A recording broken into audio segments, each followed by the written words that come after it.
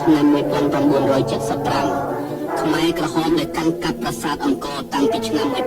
1971មកក៏ចាប់ផ្ដើមបញ្ជូនកងទ័ពឲ្យធ្វើដំណើរវាយលុកនិងដណ្ដើមដោយកម្លាំងអាវុធឆ្ពោះមកទីក្រុងភ្នំពេញរដ្ឋធានីនៃប្រទេសកម្ពុជា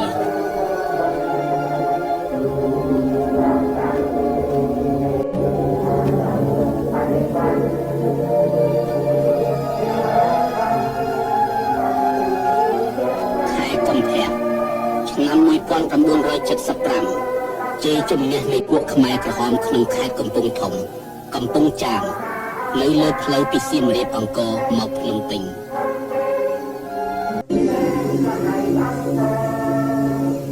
តាមទិសរបស់អង្គការគឺតម្រូវវាយយកភ្នំពេញបុកចូលតាមច្រកកំពង់ស្ពឺពោធិ៍ចិនតុងសូមមិត្តទាំងអស់គោរពឲ្យបានតាំងចិត្តឲ្យក្រហមចាន់ចៅបដិញ្ញាយកជ័យជំនះជូនអង្គការឲ្យបានដាច់ខាតបដិញ្ញា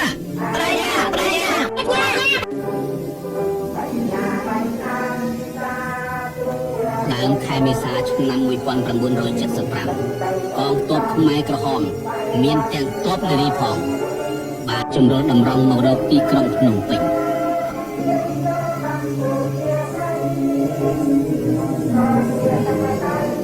មេដឹកនាំខ្មែរក្រហមមានស្លឹកសមានខៀវសំផននិងនួនជារៀបចំយុទ្ធនាការ